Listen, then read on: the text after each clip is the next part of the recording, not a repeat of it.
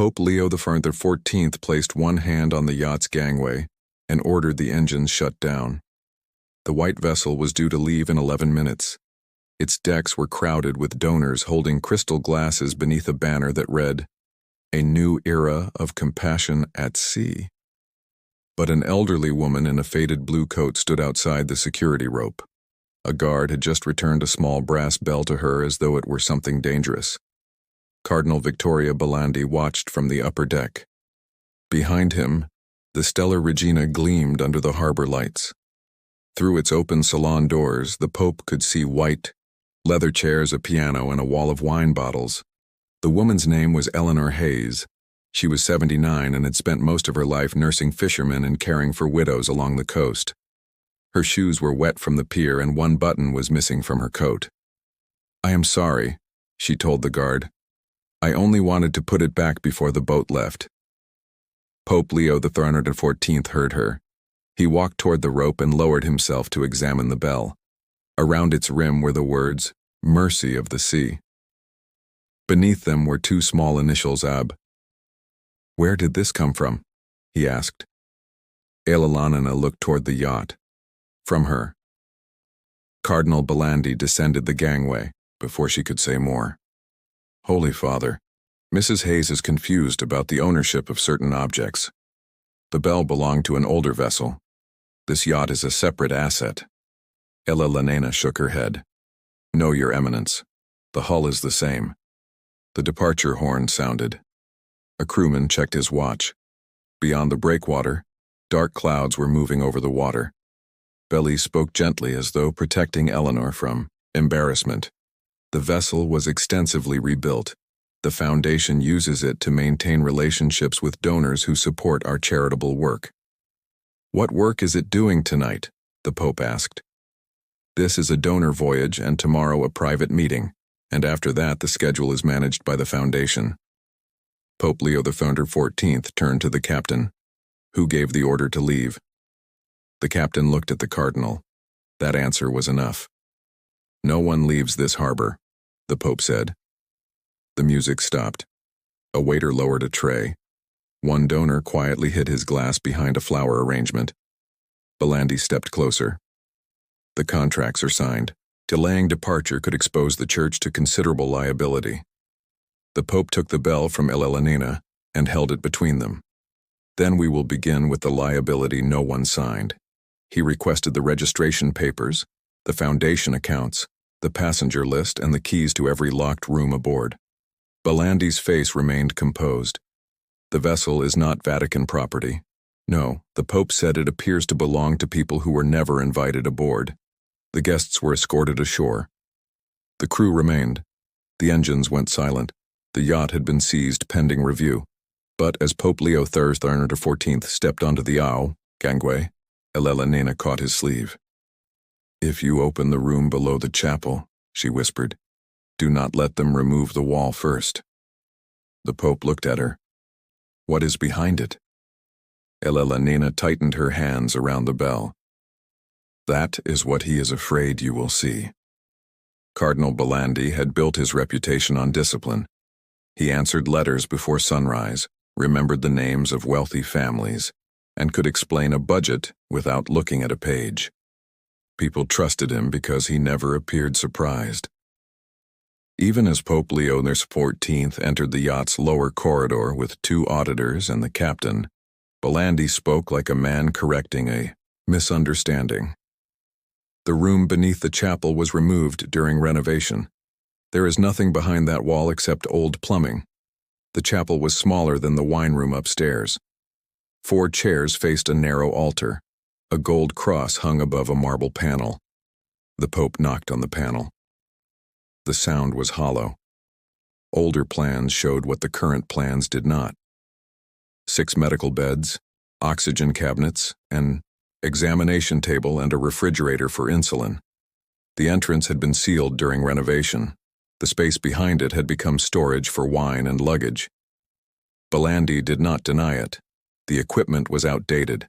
The space was no longer efficient. "What replaced the service?" the Pope asked. "We support clinics on land. How many?" An auditor answered from the files. 2 clinics received grants last year. 9 requests were declined. And how many donor voyages? The captain removed his cap.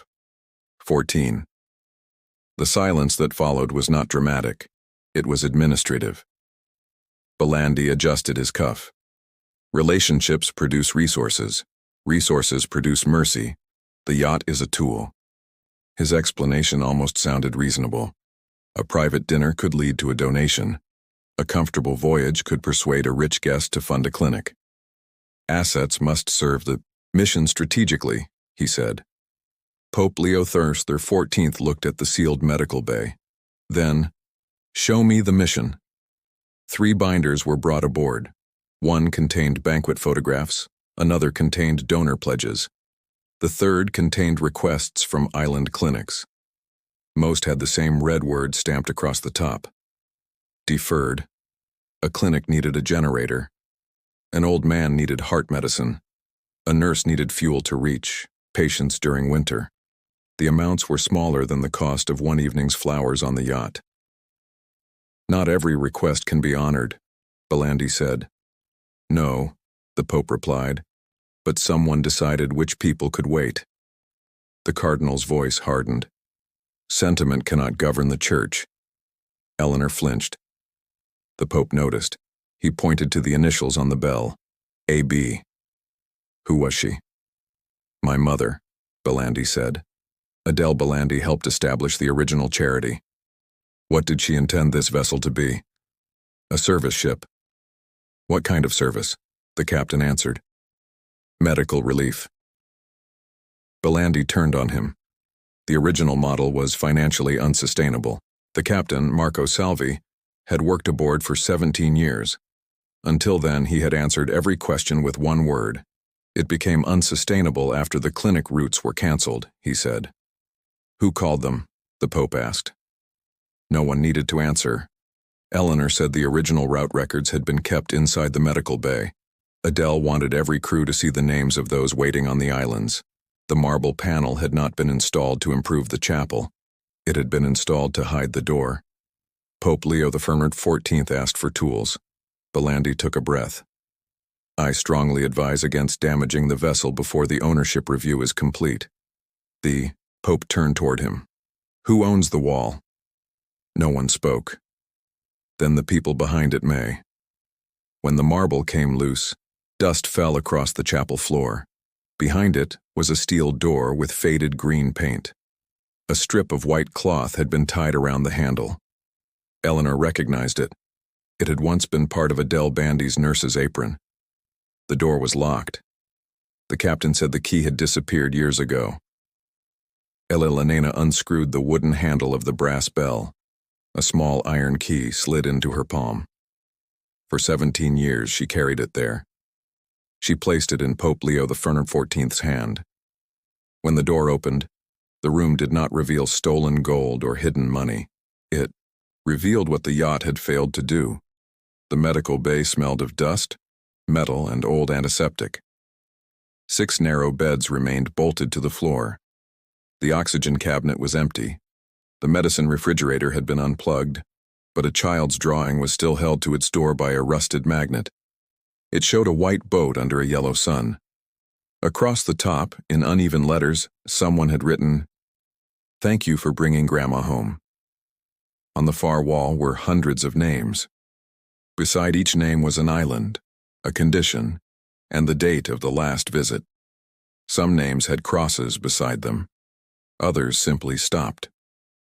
Elena would not enter until the Pope invited her.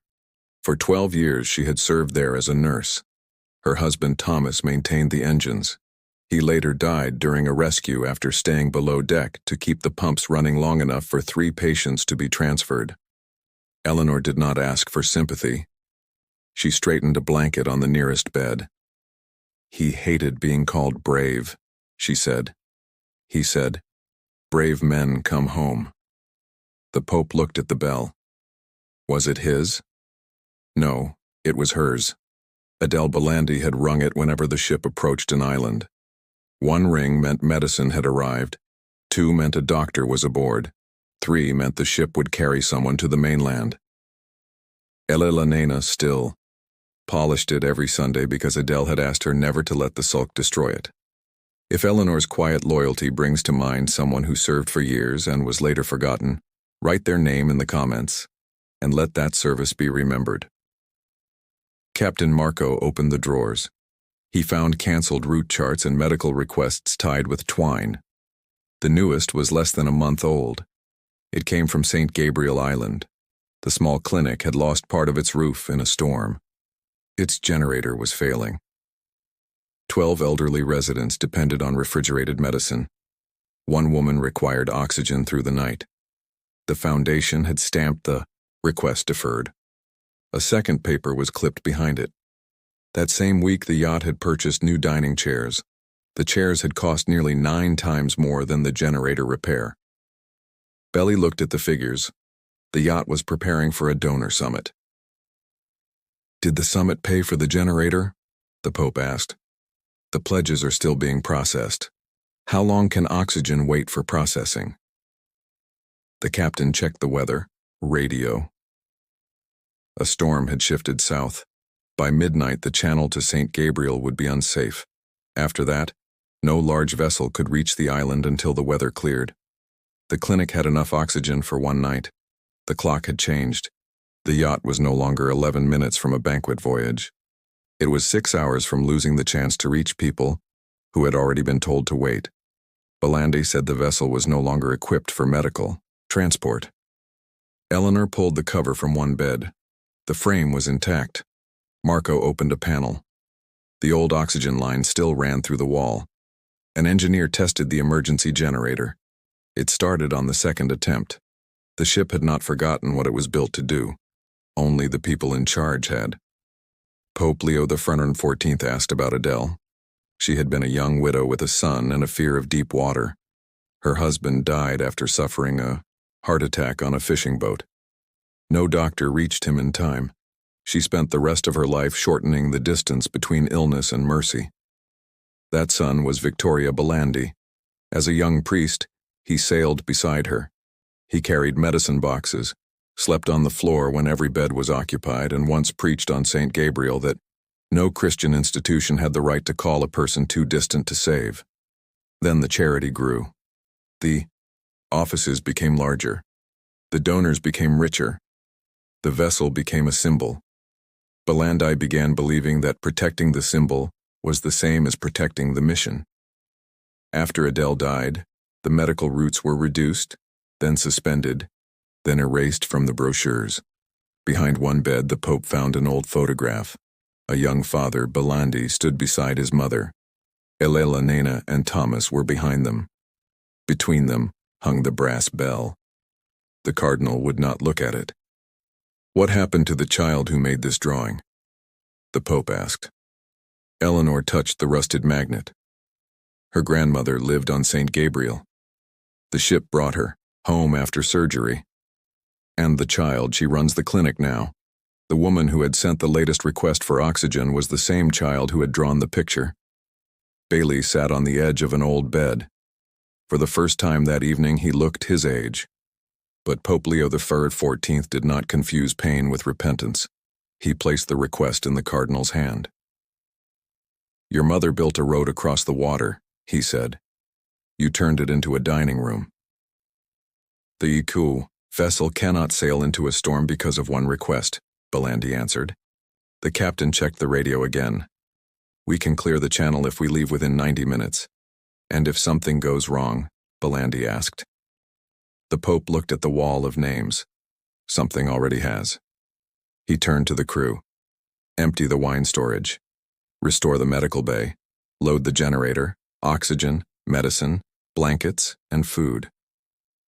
Then he looked at Belandi. "You will come with us. I am not a sailor." "No," the Pope said. "Tonight you will learn what the sailors were carrying for you." Cases of wine came off the yacht. Oxygen cylinders went aboard. The dining tables were covered with medicine boxes. The salon became a sleeping area. The luggage room became oxygen storage. The wine compartment became a medical refrigerator. The sealed bay was cleaned and lit for the first time in 17 years. Eleanor tied Adele's strip of white cloth back around the door handle. Workers began removing the gold letters spelling Stella Regina. Beneath them, faint but visible on the original hull, was another name, Mercy of the Sea. Belandi watched the older letters emerge. "Assets must serve the mission strategically," he said again. But the phrase no longer sounded clean. Pope Leo XIV pointed toward the oxygen. "This is the mission." Then he asked one question. "When your mother rang that bell, did she ask who could afford to hear it?" Belandi opened his mouth. No answer came. Eleanor stood nearby holding the bell. The Cardinal turned to her. "You should have brought this to me sooner. I came 7 times. The words were so quiet that the crew stopped moving. 7 visits had been reduced to appointment notes, then unanswered calls, then a warning that Eleanor was becoming disruptive. She had not been refused because the facts were unclear. She had been refused because her memory was inconvenient. Pope Leo XIV handed Belandi a box of insulin. "Carry this aboard." The Cardinal did. Then another box, then a crate of water. He carried each one in view of the crew, harbor workers, and the widows gathered behind the barrier. There was no applause. Public correction did not need celebration. It needed witnesses. The Mercy of the Sea left harbor 43 minutes before the channel was expected to close. The first hour was calm. The second was not. Rain struck the windows. The yacht rolled against waves it had never faced during donor cruises. One of the new dining chairs broke loose and slid across the salon. On the low deck, Eleanor checked oxygen valves with the same movements she had used years before. Belandi entered carrying blankets. He noticed a small notch cut into the wall beside one bed. "My height," he said. Eleanor nodded. "Your mother marked it the first summer you sailed." Under the notch in faded pencil were the words, "Vittorio, age 12. The vessel had not become personal because the Pope seized it. It had always been personal. My mother believed every problem could be solved by going toward it." "Believed distance was a decision," Eleanor replied. Near midnight, the island lights vanished behind the rain. Then one weak yellow light returned. The clinic. The yacht sounded its horn. No one answered from shore. Eleanor climbed to the upper deck with the brass bell. Her hand shook in the wind. She rang once. The sound was small against the storm, but a second light appeared. Then other people remembered. She rang twice. A truck's headlights came on near the clinic. Before the third signal, Pope Leo XIV called Belandi forward. The Cardinal stood beside the bell, rain running down his face. Eleanor offered him the rope. He did not take it. "I do not have the right." The Pope placed Eleanor's hand over his. Then, "Do not ring it alone." Together, they rang the third signal. The harbor gate opened. The yacht docked 7 minutes before the eastern pier became unusable. The first person waiting was Dr. Grace Nolan, the woman who had made the drawing as a child. She now wore rubber boots and an old red jacket. She recognized Eleanor before she recognized the Pope. "You came back," she said. Eleanor watched the medical crates move ashore. The boat did. The clinic's generator failed while the replacement was still being unloaded. For 3 minutes the building went dark. The crewmen carried oxygen through the rain. The chef held a flashlight. Marco and 2 islanders dragged the new generator into place. Belandi followed Eleanor into a small room where 84-year-old Margaret Cole lay, beneath 2 blankets breathing from the final oxygen cylinder. On the table beside her was a photograph of Adele Biandi. Margaret opened her eyes. "You have her hands," she whispered. Belly looked down at his fingers. Then he knelt beside the bed. The replacement oxygen arrived. The lights returned. The medicine refrigerator started again. Soup was carried into the waiting room where elderly residents sat in coats beneath a leaking roof. Pope Leo XIV did not give a speech. He moved a chair beside Margaret's bed and told Belandi to sit there until her breathing settled. By morning, the storm had passed. The people of St. Gabriel gathered on the pier. Some remembered the old medical ship. Others knew it only from stories. They touched the faded letters on the hull as though greeting someone who had been missing. Pope Leo XIV announced that the vessel would never again be used for private entertainment. Its luxury furnishings would be sold. The money would repair the clinic and restore the medical routes Adele had created. A civilian medical board would control the schedule. Island residents would hold seats on it. No donor voyage could be approved until fuel and medicine for the relief routes were secured. Belandi would no longer control the foundation. For 1 year, he would assist the coastal clinics whose requests had been deferred. He would handle no money and approve no contracts. He would carry what others had carried while he spoke about strategy. Bandy did not protest. He removed the polished Cardinal's crest from the yacht with his own hands. Behind it was a small bronze plate. Only Eleanor had known it was there. It carried Adele Belandi's final instruction. No island is too small. No life too late. Belandi read it once. Then he sat on a supply crate and covered his face. Eleanor allowed him to feel the distance between the boy marked on the medical wall and the man who had sealed it shut. Only then did she place the brass bell beside him. "Your mother did not ask you to be ashamed forever," she said. "She asked you to come back." 6 months later, the Mercy of the Sea approached St. Gabriel beneath a clear morning sky. The wine racks were gone. The medical bay was open. A red cross had been painted beside the old name. Eleanor stood at the bow in the same blue coat, now with 2 matching buttons. Beside her, Cardinal Belandi carried a case of medicine. He no longer waited for cameras before lifting it. As the island appeared, Eleanor handed him the brass bell. This time he did not say he lacked the right. He placed one hand over hers.